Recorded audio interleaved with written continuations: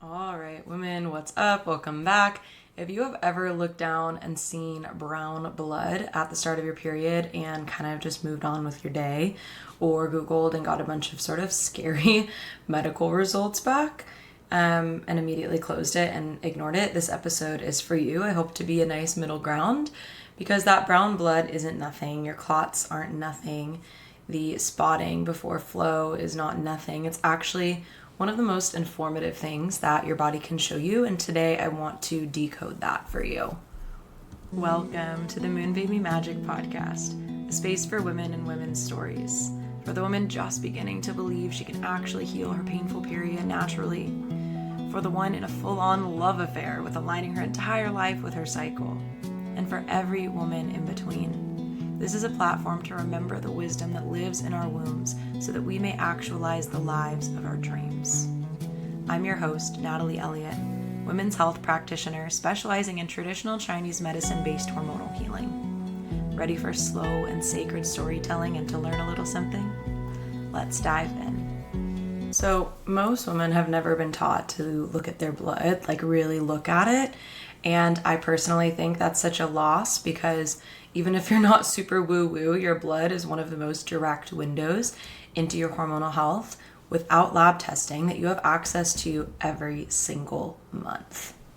And actually in traditional Chinese medicine, the lens that I work with, we might call it TCM further in this episode, the quality of your menstrual blood, so the color, the texture, the timing, the presence of clots or spotting, it actually tells us a lot about what's happening underneath. And it's one of the first things I look at with every client, every woman who comes into my practice. So what we're going to be decoding today are three things: brown blood, clots, including the different types of clots, and spotting before your period. And the through line that ties all of these things together before we dive in are that they really are all expressions of the same underlying pattern, which in East Asian medicine or TCM is blood stagnation. So the question isn't just like, what does this mean, but what's driving it in your specific body? And blood stagnation, as you'll see, can have many different underlying root causes beneath it. Blood stagnation doesn't come from nowhere. So we're going to get into some of that too. And this is actually one of the things I teach inside Menstrual Cycle Mastery, how to read your own cycle data, not only your fertile signs, but also your blood quality, so you can start to understand what your body's communicating. Because once you can read the signs, you can actually do something about them. So let's get right into it. The first thing I want to talk to you about is brown blood. So you might notice this as dark brown blood, almost like coffee grounds, likely before your period, or maybe at the end, or both. What Western medicine will say about this is that it's old blood, totally normal, nothing to worry about. And while I believe that I never want to freak anyone out about what's going on in their body, I also don't want to gaslight you into thinking that nothing is wrong. So what traditional Chinese medicine has to say is this is, again, blood stagnation. The blood isn't moving freely in your body. It's sitting and oxidizing before it can fully leave the body. But blood stagnation always has an underlying cause. So I want to talk about some of those if you're noticing this pattern in your body. The first one, and honestly the most common one I see in women's health patterns, is liver qi stagnation. So your liver is responsible for the smooth flow of qi. You can kind of think of qi, we call it vital air. So it's just kind of how things move through your body with ease. And so your liver is responsible for the smooth flow of qi and blood throughout the body. When it's stuck, so that can happen from stress, from emotional suppression, that's a really big one, from a sedentary lifestyle, blood doesn't move the way that it should.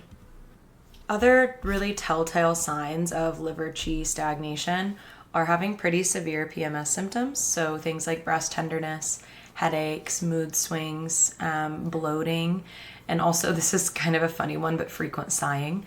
I actually have quite a lot of episodes on the liver in this podcast. So two that you might want to reference back to are Spring Reset for your hormones, and that's a lot about the liver.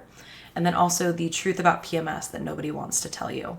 Of course, liver qi stagnation being a really common pattern is also something that I get into in Menstrual Cycle Mastery as well, because there's little modules in there that tell you basically what to do once you've gone back past the initial protocol based on your specific pattern. And I will say for many of you, it's going to be liver chi stagnation. That's actually my pattern. It's why I prioritize movement so often, and also prioritize castor oil packs, which help liberate the liver too. And I have a link for those, the Queen of Thrones brand. You can use code NatalieE for, I think it's 10% off. Okay, kidney yang deficiency is the next thing that might be underneath this brown spotting and blood stagnation. So this is your body's core metabolic fire, and it's low. There isn't enough warmth and energy to move the blood through cleanly. And classic signs along this are always cold, a low backache, like kind of fatigue, brain fog that doesn't lift. It's that classic hypothyroid pattern. You can go back and listen to the episode I did on holistic healing for hypothyroidism and Hashimoto's and what that has to do with your cycle as well, because kidney yang deficiency is a big one there too. This is also the healing protocol I got into in the root cause thyroid healing protocol, and I'll link that below as well. So all of these just kind of are take what you need. Okay, the last thing I'll mention underneath this blood stagnation could be cold in the womb, and you might have heard me talk to that before of the importance of keeping the womb warm, but cold contracts and it stagnates. So if you're always cold, if you eat a lot of cold food or raw foods, or you have a history of perhaps IUDs or procedures in the womb, this can actually be a factor in the blood stagnation as well. So if that's the case, you definitely want to prioritize warmth in the womb.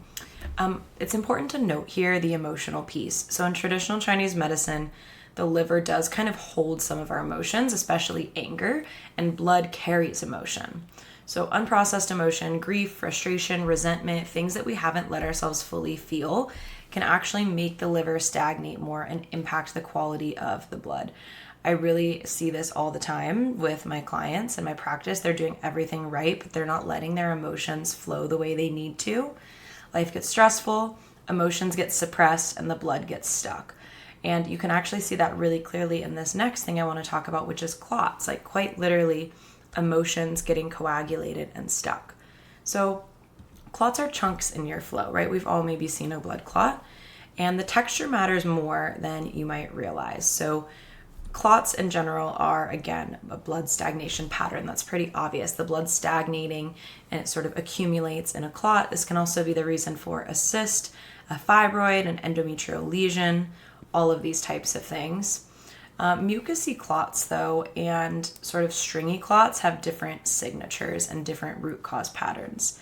So mucusy clots are gel-like, almost slippery, and this points to an underlying dampness in your body, often with spleen qi deficiency. So we can kind of think of that generally as tied to gut health. Your spleen in traditional Chinese medicine governs digestion and the transformation of food into blood and qi, otherwise known as our food becoming our energy. So when your spleen qi is weak, dampness can accumulate, and that dampness can show up as these mucusy clots. If you have dampness, you'll also notice bloating, loose stools, or constipation. It can kind of go either way. Fatigue after eating, sugar cravings, and just kind of like a heaviness in the pelvis. On the other hand, stringy clots are those long thread-like that come out in strings, and this leans more towards the classic liver qi stagnation and blood stagnation without as much dampness. Sometimes you can feel them passing and that sensation of something releasing, and sometimes not. And if you're having like really dark clots and they're almost that brown purple, that is really pronounced stagnation, like your blood is really not moving. And we're going to get into some things to support blood stagnation. I already mentioned the castor oil packs. In this case too, steaming, vaginal steaming before and after your flow is going to be really supportive for you. I love my stuff from Kitara. They have a lot of good kind of release blends and a whole steam seat setup that makes you feel like such a queen for steaming. So you can use code MOONBABYLOVE for 15% off there. Pain that eases. So if you have menstrual pain that eases when a clot passes is a really classic sign that blood stagnation is the root cause, or whatever's underneath that blood stagnation is the root cause of what is kind of going on with your period pain. So when that happens, it's like your qi and your blood were blocked, and the passing of the clot temporarily relieves that pressure. So again, inside Menstrual Cycle Mastery, I walk you through tracking your blood quality alongside your basal body temperature and cervical fluids. You can start to recognize yourself in one of these patterns, not just like I have clots, but noticing like, okay, this is the type of clot, this is the pattern of my temperatures and other things, and here's what I need to do for my specific pattern. Again, you can find that link in the show notes. Okay, last thing I want to talk about is spotting before flow. But actually, before I get into that, one more note on clots is I really want to weave in this more psycho-emotional piece around blood clots, because if we think about a clot, or again, this could relate to a fibroid or a cyst as well, it's an accumulation of blood. And if we are to recognize that an accumulation of blood is also an accumulation of emotion, because blood carries the emotion, we quite literally do carry these emotions in our womb. I remember when I was a yoga teacher, that was kind of my first career. My first career was actually as a courts and crime journalist in South Africa, but that is a whole other Natalie life story. And yoga, I digress. We used to say that you carry your, what do we say? Your something in your hips. I don't know. There was a cute way to say it. I can't believe I don't remember. But the idea, issues in your tissues, and it was mostly around the hips. And what I've really tracked that with now is through this really beautiful mystical lens of traditional Chinese medicine that also so perfectly relates to the physiology of your body, is that an accumulation of blood is an accumulation of emotion that hasn't been allowed to move. And it's so easy in our busy lives. I am such a busy person. I identify as a busy person. I'm certain you do too. You are a driven woman, you've got dreams, and you're going to make them happen. And I really feel you. And it's so important for us to give space for things to move, and not just to cry, but also to be angry, and also to experience our joy. You just don't want to let that stagnate. So that is really important.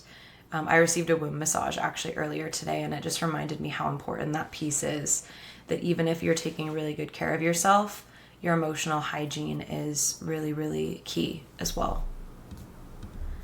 And last thing before we get into this last pattern around spotting before your period is the reason I bring in all of these traditional Chinese medicine approaches and blend them with sort of functional approaches is to hopefully make this simpler, yet still more specific to you.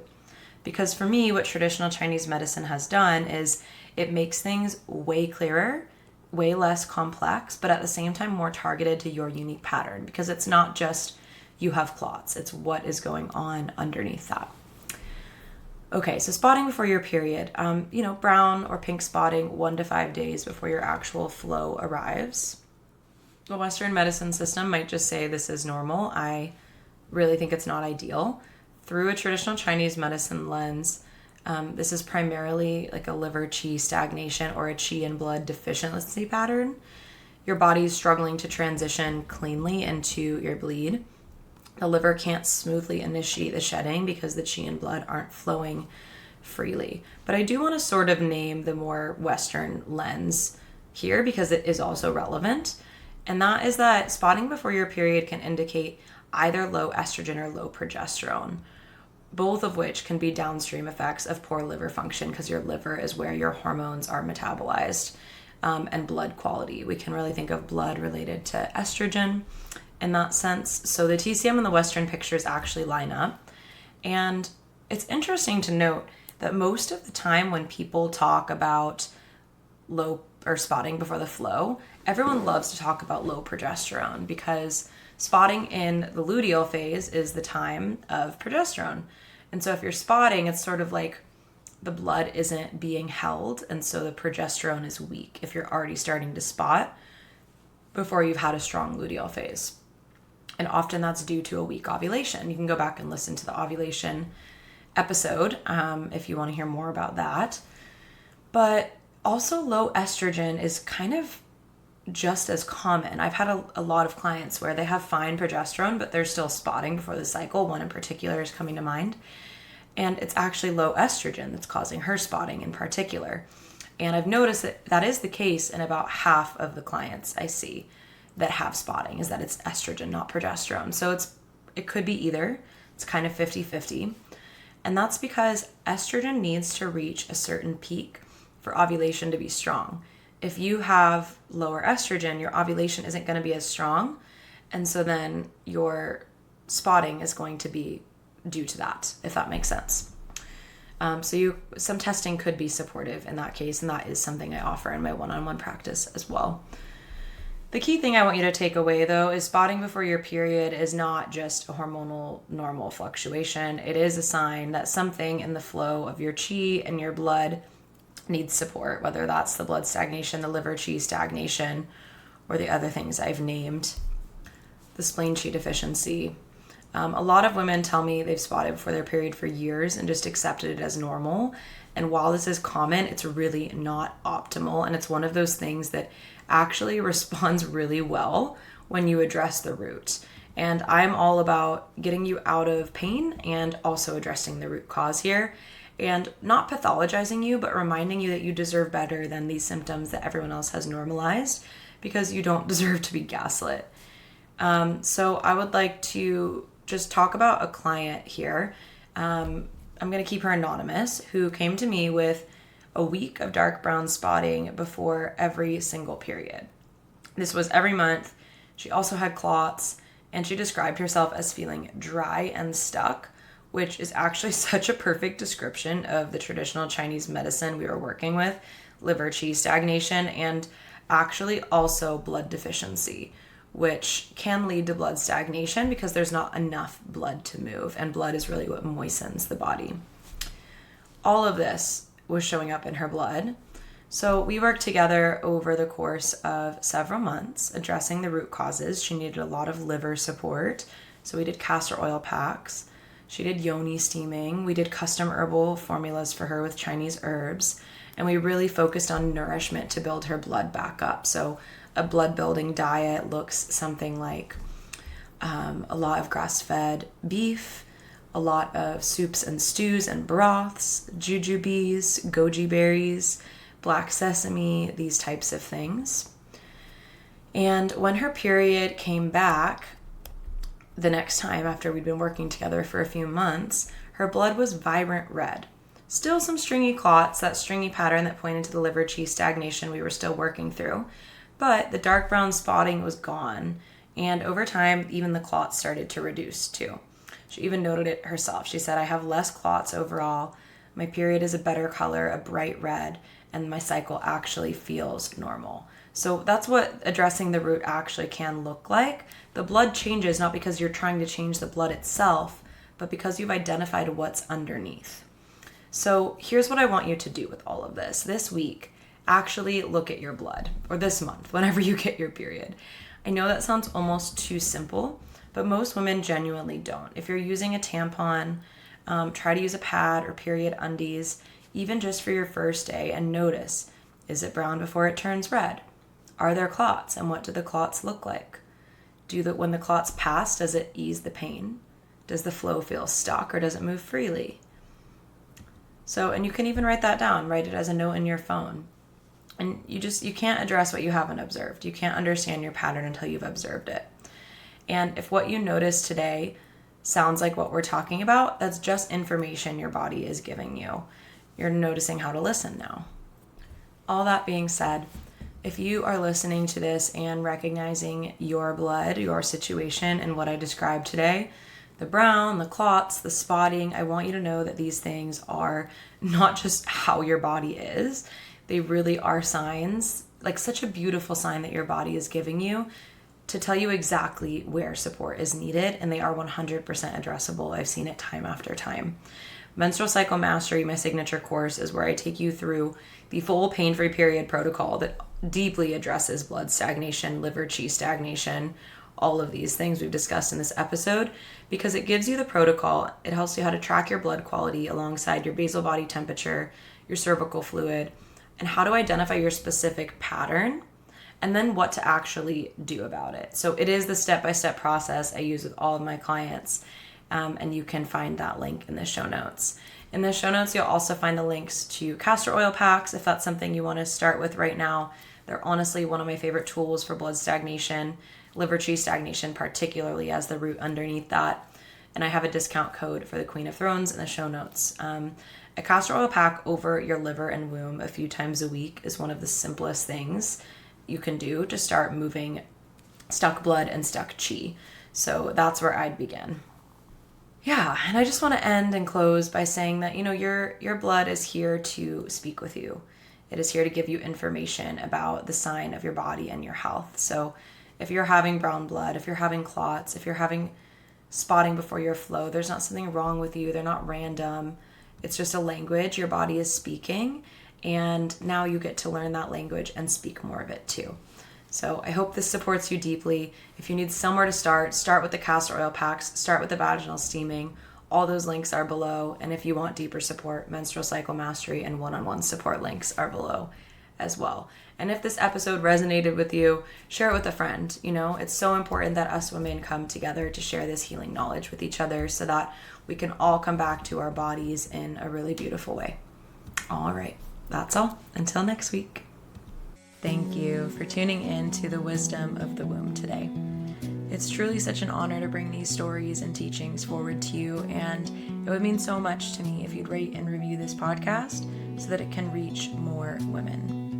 If you're looking for deeper support, you can always find the link to join our online community, the Cyclical Living Circle with the best women in the world, in the show notes, and you'll also find the links to book one-on-one virtual sessions for your specific needs, as well as any workshops or courses I'm currently offering. Plus, you can follow me on Instagram, and I love to connect with you all there. All right, see you next week.